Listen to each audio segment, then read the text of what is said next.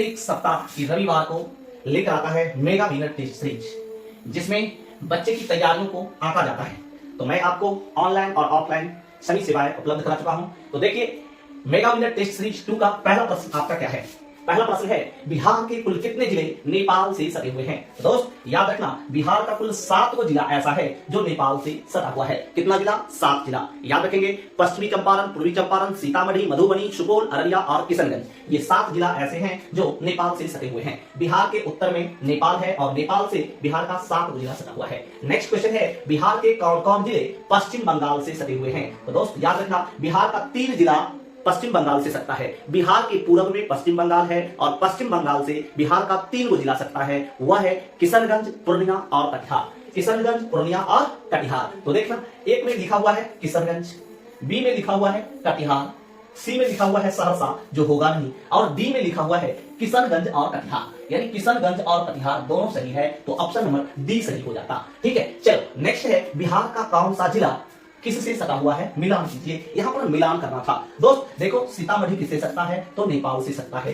कटिहार किससे सकता है, तो कटिहार पश्चिम बंगाल से सकता है और कटिहार। नेक्स्ट है औरंगाबाद, औरंगाबाद किससे सकता है, झारखंड से सकता है। अब है नवादा, तो नवादा भी झारखंड से ही सकता है। तो ये मिलान करना था। सीतामढ़ी किससे सकता है, नेपाल से सकता है। कटिहार किससे सकता है, तो पश्चिम बंगाल से। औरंगाबाद और नवादा किससे सकता है, तो झारखंड से सकता है। ठीक है, चलिए नेक्स्ट क्वेश्चन जो हम लोगों का है बाबू, वह कहता है, बिहार में कुल कितने पंचायत है। तो दोस्त 2024 के आंकड़ा के अनुसार बिहार में कुल पंचायत की संख्या 8471 है।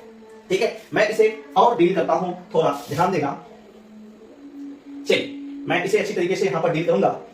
आपके लिए बहुत ही अच्छी चीजें हैं ये। बिहार में कुल पंचायत की संख्या अगर आपको कहे तो कितना हो जाता है, 8471 हो जाता है। ठीक है, चलिए ध्यान दीजिएगा, बिहार में कुल कितना पंचायत है, तो 8471 है। नेक्स्ट, अगर आपको प्रखंड कहता तो प्रखंड जो है 534 है। कितना प्रखंड है, 534। अगर बिहार में कुल गांव की बात होती तो वह 45,103 है। बिहार में कुल कितने गांव है, 45,103। बिहार में कुल कितने अनुमंडल है, तो 101। याद रखेंगे, अनुमंडल कितना है, तो 101 है। ठीक है, याद रखेंगे, बिहार में कुल 38 जिला है, बिहार में कुल 9 प्रमंडल है, बिहार में कुल 534 प्रखंड है, बिहार में कुल 8471 पंचायत है और बिहार में कुल 45,103 गांव है। ठीक है, नेक्स्ट है, बिहार का राजकीय भाषा कौन है। दोस्त याद रखना, बिहार की 2 राजकीय भाषा है, एक है हिंदी और दूसरा है उर्दू, जिसमें पहला हिंदी है और दूसरा उर्दू है। तो आंसर हो जाएगा हिंदी और उर्दू दोनों, हिंदी और उर्दू दोनों। नेक्स्ट है, बिहार का कौन कौन जिला उत्तर प्रदेश से सटा हुआ है। तो दोस्त याद रखना, पहला है पश्चिमी चंपारण, पश्चिमी चंपारण। उसके बाद है गोपालगंज, गोपालगंज, गोपालगंज, गोपालगंज के बाद है सिवान, सिवान, सिवान के बाद सारण, सारण। उसके बाद है भोजपुर, भोजपुर। उसके बाद है बक्सर, उसके बाद क्या है, बक्सर है। भोजपुर के बाद बक्सर, बक्सर के बाद क्या हो गया, पश्चिमी चंपारण, गोपालगंज, सिवान, सारण, भोजपुर, बक्सर। उसके बाद है कैमूर, कैमूर। उसके बाद रोहतास, रोहतास। ये टोटल 8 गो जिला जो है किससे सटा हुआ है, तो उत्तर प्रदेश से सटा हुआ है। ठीक है, बिहार का कुल 8 गो जिला जो है, कितना जिला, 8 गो जिला। 8 गो जिला जो है वह किससे सटा हुआ है, तो उत्तर प्रदेश से सटा हुआ है। ठीक है, चलिए नेक्स्ट कहता है, बिहार का कौन कौन जिला झारखंड से सटा हुआ है। बिहार का कौन कौन जिला झारखंड से सटा हुआ है। तो दोस्त याद रखना, बिहार के दक्षिण में झारखंड है और बिहार का 8 गो जिला जो है झारखंड से सटा है। कौन कौन, याद रखना, पहला हो जाएगा रोहतास। पहला कौन हो जाएगा, रोहतास। रोहतास के बाद औरंगाबाद, औरंगाबाद, औरंगाबाद। औरंगाबाद के बाद गया, गया। नवादा, नवादा, नवादा के बाद जमुई, जमुई, जमुई के बाद बांका, बांका, बांका के बाद भागलपुर, भागलपुर और उसके बाद कटिहार, कटिहार। टोटल 8 गो जिला है, काउंट कर लीजिए, 1 2 3 4 5 6 7 8। ये भी 8 गो जिला है जो झारखंड से सकता है। क्या गो जिला, 8 गो जिला जो है वह झारखंड से सकता है। कौन कौन, रोहतास, औरंगाबाद, गया, नवादा, जमुई, बांका, भागलपुर, कटिहार। ये सभी जिला जो है बिहार का है और ये झारखंड से सटता है। ठीक है, चलिए आगे की क्वेश्चन हम देखने का प्रयास करते हैं। चलिए अगला क्वेश्चन जो हम लोगों का है बाबू, ध्यान देना, अगला क्वेश्चन कौन है, मिटाना बहुत ही आसान होता है। चलो देखना, अब हम लोग देखेंगे बिहार का कौन कौन सा जिला जो है वह नेपाल से सटता है। ठीक है, बिहार का कौन कौन जिला नेपाल से सटा हुआ है। तो पहला पश्चिम चंपारण, पहला पश्चिम चंपारण, उसके बाद पूर्वी चंपारण, पूर्वी चंपारण, उसके बाद सीतामढ़ी, सीतामढ़ी, सीतामढ़ी के बाद हो जाएगा मधुबनी, मधुबनी, मधुबनी, मधुबनी के बाद हो जाएगा सुपौल, सुपौल, सुपौल के बाद अररिया, अररिया, अररिया के बाद किशनगंज, किशनगंज, किशनगंज। ये सभी जिला जो है नेपाल से सटता है। याद रखिएगा, बिहार का कुल 7 गो जिला जो है वह नेपाल से सटता है। बिहार के उत्तर में नेपाल है और बिहार का 7 गो जिला नेपाल से सटता है। पश्चिमी चंपारण, पूर्वी चंपारण, सीतामढ़ी, मधुबनी, सुपौल, अररिया और किशनगंज। नेक्स्ट है बिहार का पूर्व से पश्चिम की लंबाई। ठीक है ना, बिहार का पूर्व से पश्चिम की लंबाई। तो दोस्त, बिहार का पूर्व से पश्चिम की लंबाई जो है वह 483 किलोमीटर है। याद रखना, बिहार का उत्तर से दक्षिण की लंबाई 345 किलोमीटर, जबकि बिहार का पूर्व से पश्चिम की लंबाई 483 किलोमीटर। ठीक है, नेक्स्ट है बिहार में कुल कितने प्रखंड है। तो दोस्त, बिहार में जो है प्रखंड की संख्या 534 है। बिहार में प्रखंड की संख्या कितना है, 534 है। बिहार में 9 प्रमंडल है, 38 जिला है, 101 अनुमंडल है और 534 प्रखंड है। ठीक है दोस्त, यदि आप ऑनलाइन जुड़ना चाहते हैं तो मेरे YouTube channel DK square sir official को सब्सक्राइब कर लें, जिससे कि मैं कोई भी अपडेट डालूं तो सबसे पहले आपके पास पहुंच जाए। चलिए मैं आगे चलता हूं नेक्स्ट पेज की ओर। नेक्स्ट पेज पर जो है बाबू वह साइंस का प्रश्न है, मैं देखने का प्रयास करूंगा। ठीक है, चलिए ध्यान दीजिएगा। चलिए सबसे पहला है संघटक किसे कहते हैं। दोस्त याद रखिएगा, भोजन बनाने के लिए जिन जिन चीजों की आवश्यकता होती है उसी को संघटक कहते हैं। भोजन बनाने के लिए, भोजन बनाने के लिए, भोजन बनाने के लिए, भोजन बनाने के लिए जिन जिन चीजों की आवश्यकता होती है, जिन जिन चीजों की आवश्यकता होती है, जिन जिन चीजों की आवश्यकता होती है, जिन जिन चीजों की आवश्यकता होती है, जिन जिन चीजों की आवश्यकता होती है, आवश्यकता, आवश्यकता, आवश्यकता होती है, आवश्यकता होती है, उसे संघटक कहते हैं, उसे संघटक कहते हैं। याद रखिएगा, भोजन बनाने के लिए जिन जिन चीजों की आवश्यकता होती है उसे संघटक कहते हैं। ठीक है दोस्त, अगला क्वेश्चन अपने लोगों का है, भोजन कितने स्रोत से प्राप्त होती है। तो दोस्त, भोजन जो है केवल और केवल 2 स्रोतों से प्राप्त होती है। कितने स्रोत से, 2 स्रोत से प्राप्त होती है, एक पेड़ पौधे से और दूसरा जीव जंतु से। ठीक है, चलिए ध्यान दीजिएगा बाबू, पहला पेड़ पौधों से प्राप्त होता है और दूसरा जीव जंतु से प्राप्त होता है। अब नेक्स्ट क्वेश्चन जो हम लोगों के बीच लिखा है, कहता है जंतु से प्राप्त होने वाले 10 भोजन के नाम लिखें। जंतु से प्राप्त होने वाले ना, चलिए हम लोग आंसर को लिखना शुरू करते हैं। ध्यान दीजिएगा बाबू, कैसे लिखते हैं हम लोग आंसर। कितना भोजन का नाम लिखने के लिए कह रहा है ना, 10 का नाम। तो पहले आप जंतु से, क्या आप दूध खाते हैं, अरे दूध खाते हैं कि नहीं खाते हैं, जल्दी में बता दीजिए। तो हो गया अपना दूध। दूध के बाद दूसरा बताइए कौन हो जाएगा, घी हो जाएगा। क्या हो जाएगा, घी। घी के बाद तीसरा जो है, घी के बाद मक्खन खाते हैं, मक्खन, मक्खन दूध से ही बनता है, तो ये जंतु से ही प्राप्त होता है ना, ये हो गया। चौथा, चलिए चौथा, आप लोग पनीर खाए हैं, अरे पनीर खाए हो कि नहीं, ये पनीर जो है ना जंतु से ही प्राप्त भोजन है। ठीक है, चलिए 4 हो गया।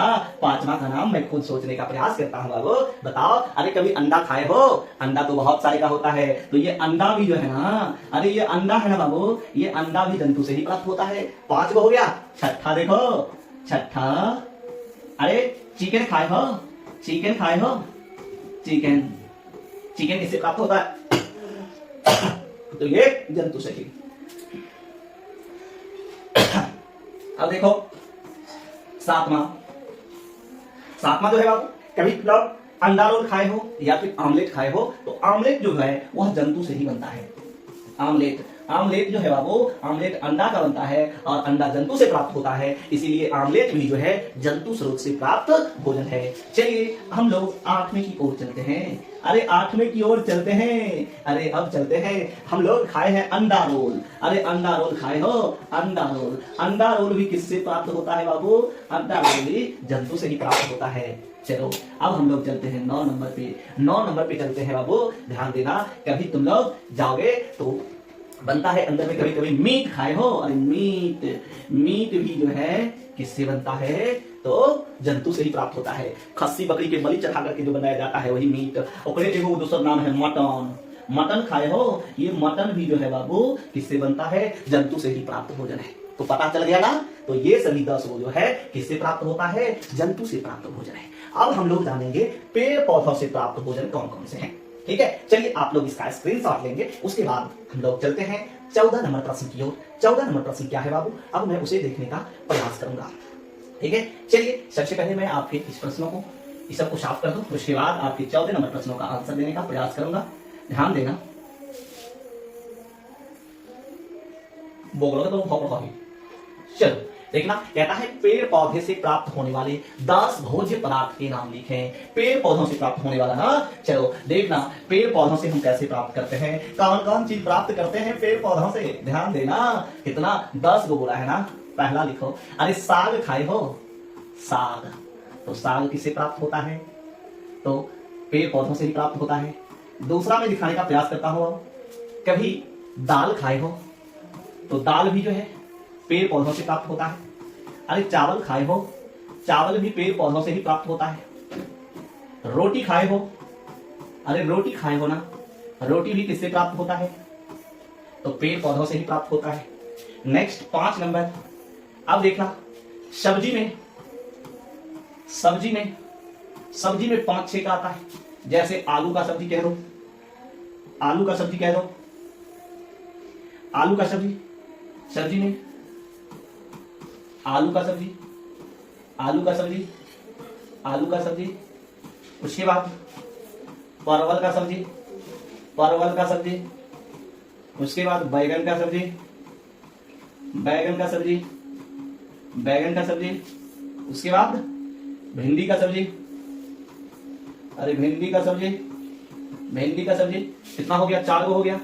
एक और सब्जी में लिख दो, कुंदरी का सब्जी, कुंदरी, कुंदरी का सब्जी। कितना हो गया? 5 गो। एगो सीधे सब्जी हो गया, अब 5 गो सब्जी में से निकल गया, टोटल 10 गो हो गया ना। अगर मैं दाल में भी लिखता तो दाल भी बहुत तरह के होते हैं। ठीक है, साग में भी बहुत सारे के साग आते हैं। क्या आता है कि नहीं है? बहुत सारे। अब इसमें वैरायटी में चेक करना चाहूं तो भुजिया बनता है, तरुआ बनता है, उसका पकौड़ा बनता है, सब्जी बनता है, बहुत तरह की सब्जियां बनती है जो किसी पेड़ पौधों से प्राप्त होती है। चलिए अब हम लोग 15 नंबर क्वेश्चन पे चलते हैं और 15 नंबर क्वेश्चन को समझने का प्रयास करते हैं। 15 नंबर क्वेश्चन क्या है बाबू? ध्यान देना, ये 15 नंबर क्वेश्चन देखना। 15 नंबर क्वेश्चन कैसा है? कहता है लेमन टी चाय ना, लेमन टी, लेमन टी। देखो कहता है लेमन टी चाय को बनाइए। दोस्त लेमन टी चाय बनाने के लिए पहले किस चीज की आवश्यकता होगी? तो पहले पानी की आवश्यकता होगी। पानी में हम लोग क्या डालेंगे? चाय पत्ती डालेंगे। क्या डालेंगे? चाय पत्ती डालेंगे। और चाय पत्ती जब खोल जाएगा तो उसके बाद इसमें अदरक डाल देंगे। क्या डाल देंगे? अदरक। अरे ये सब जब बन करके तैयार हो जाएगा, इस सब जब मिल करके तैयार हो जाएगा तो कप में डालेंगे और उसमें नींबू डाल देंगे। क्या डालेंगे? नींबू। अरे इससे पहले अदरक जब मिला दिए तो इसमें चीनी भी डालेंगे ना।